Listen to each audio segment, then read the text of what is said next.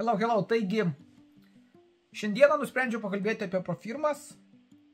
Iškart galiu pasakyti, kad daug vaizdų nerodysiu, galit, nežinau, važiuojant mašiną ar pasileidus tiesiog klausytis ant fono.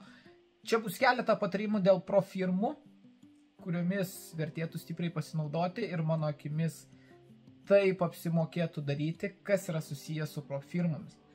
Tad judame prie pamąstymų, judame prie profirmų, apie kurią šiandieną pakalbėsime, ir šiokie tokie patarimai, kurie, manau, finale turėtų jums padėti.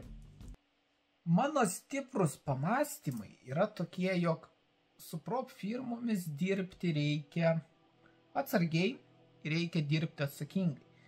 Tai yra labai svarbu, kai tu pradedi dirbti profirmose, persiskaityti jų taisyklės ir suprasti viską nuo A iki Z. Kodėl?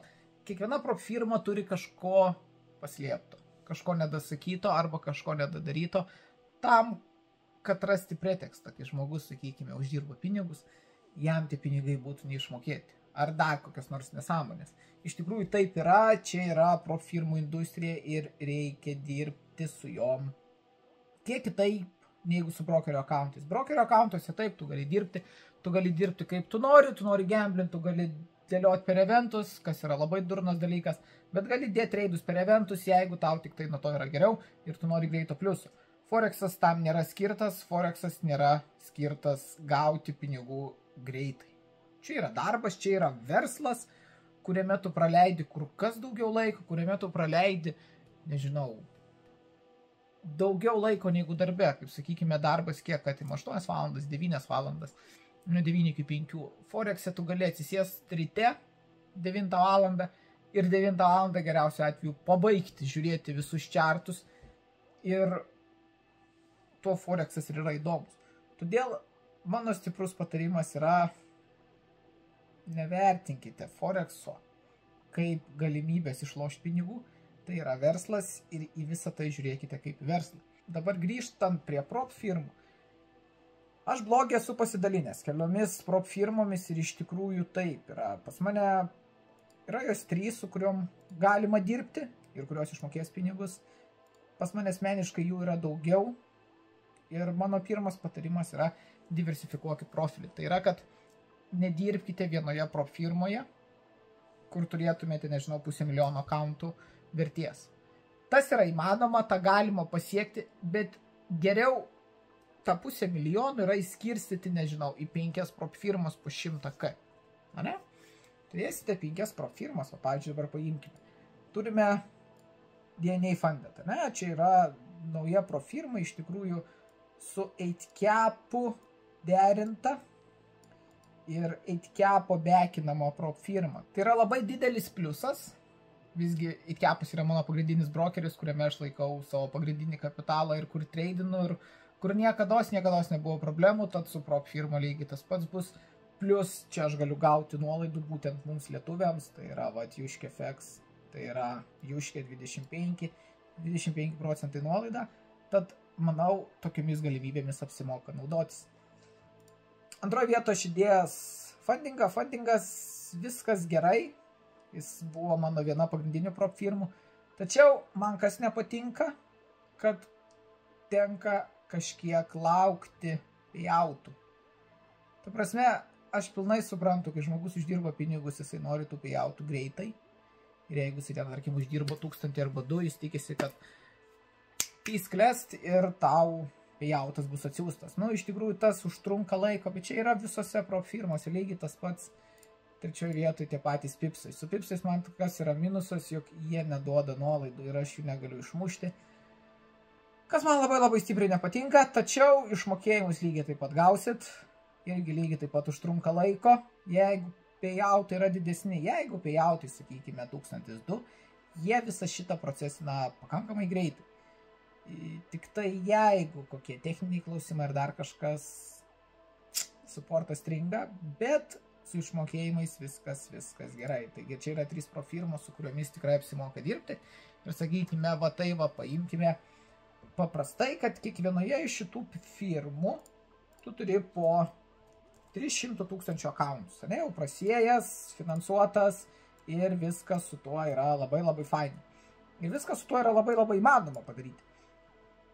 Tai dabar daleiskime taip. Turite mėnesį laiko uždirbti kažkokį pinigų tikslą. Ne? Jūsų tikslas yra uždirbti, nežinau, 2 procentus.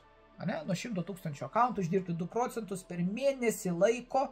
Tai yra labai įmanoma, ir jeigu tu pradėsi daryti matematiką, ar sakykime, turime 22 tradinimo dienas, tai tau viename akaunte reikia uždirbti po 0,1 procentą, kas tikrai nėra sudėtinga, ir jeigu moki tradinti, bent jau supranti fundamentalus ir paprasčiausia, elementariausia teorija, tu tos 2 procentus gali uždirbti. Dabar kame kyla problemos, jeigu tu dirbi su viena profirma, ir sakykime, toj vienoj profirmai turi 300 000 akauntą, 300 000 vertės akauntų, tai reiškia, tu uždirbęs 2 procentus, tu iš vienos įmonės pasiemi 6 gabalus pliuso. 6000 baksų įmonėms vis tiek pasijaučia. Sakykit, ką norit, 6000 yra pinigai. Todėl iš vienos įmonės paimti 6 yra šiokia tokia rizika. Kaip ir sakau, nuo tada prasideda tie visi dėliai. Kuo daugiau tu bandysi nusiminėti, viskas gerai, visos tos 3 firmos tau išmokės, bet yra kabliukas, jog teks palaukti. Visur taip yra, ir tie, kurie treidina, man tikrai pritars. Tačiau, jeigu turėsite 3 akauntus po 100 000 skirtingose prop firmose, jums nebereikia uždirbti 6 000. Jums reikia iš vienos prop firmos uždirbti 2000. Šį čia mes turime, tada mes turime kitame pliuso, ir dar vienas mes turime kitame. Ir dabar įjungiame loginį mąstymą ir pagalvojame, kuriais atvejais tu greičiau gausi payoutą. Akivaizdžiai yra tas, kad greičiau payoutus tu susirinksi, jeigu prašysi 3 skirtingų payoutų po 2000 baksų iš 3 skirtingų profirmų. Jeigu tu taip darysi, tu savo payoutus tikrai gausi, ir tu, sakykime, nekelsi to tokio red alerto ar dar kokios nors nesąmonės, kur tave pradės stebėti profirmos, kaip tu treidini. Todėl geriausia, turi, sakykime, 3 akauntus. Galima dar pasieškoti kitų profirmų, paimkime tą patį FTMO. FTMO pas mus lyderiaujanti, tenais akauntą būtina turėti, lygiai taip pat, aš ten pat turiu, ten galima dirbti ir tikrai payoutų savo gausit. Tai dabar daleiskime, jau čia turime 4 akauntą. Paimkime dar keletą profirmų. Yra Alfa, yra E8 berods, dar tenais, iš tikrųjų nežinau, labai daug profirmų yra, su kuriomis reiktų dirbti, bet reiktų dirbti su šiokia tokia diskresija. Pasidarai akauntą, nusistatai tikslus uždirbti procentą arba 2 ir lauki mėnesiuką, sakykime. Per mėnesiuką, jeigu per visus savo 5 akauntus uždirbsi po 2 procentus, pas tavai yra 10 000, su 10 000 Lietuvoje gyventi gali jau kaip, negaliu sakyti kaip caras, bet 10 000, man atrodo, čia dabar pas mus yra prezidentinė alga. Tad tikrai viskas įmanoma, svarbu turėti tą sistemą. Turėsite sistemą, viską pasistatysite. Ar ne taip? Jeigu pas jūs jau sistemos nėra, tokiu atveju problema, siūlau pasijungti meistro kursus pas mane, išmokysiu, pasakysiu kaip kas prie ko, kaip diversifikuoti profilį, tikrai vieno nepaliksiu ir, nežinau, duokit savo metus laiko, per metus laiko, jūs ten, sakykime, tos 300 000 akauntų finansuotų, tikrai susirinksit. Svarbiausia yra tas supratimas, kas yra Forexas ir kaip veikia visų pirmiausia prop firmos. tą padarysit, tą suprasit, nedarysit nesąmonių, tai yra negamblinsit, gavę akauntus, savo pasidarysit. Norėsit greitų pinigų, nu, hebra, sorry, čia ne tas dalykas, kur tu gali greitai išlošti pinigų. Įmanoma, bet čia bus vienkartinis atvejis ir aš duodu kokį 90%, nu, sakykime, netyčiom uždirbęs 5% kokio nors prop firmui, gavęs išmokėjimą, tu tos 5% atgal sukiši bepirkdamas akauntus.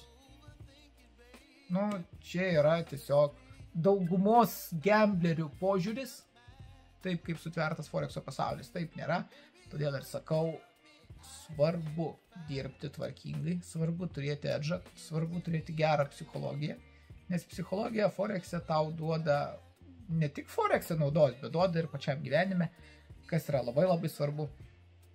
Tačiau susitvarkyti šios dalykus tikrai reikia ir jeigu rimtai žiūri į Forexą, tikrai rekomenduoju prisijungti. Pasijungsit, būsiu ne tik aš, kuris gali suteikti pagalbą, bus ir kiti meistrai, tad lauksiu visų. O dabar hebryte ką? Mokomės, dirbame, atsargiai su prop firmomis, sakau, neimkit per daug payoutų ir judame link bendro tikslo, uždirbti dolerių. Bye bye.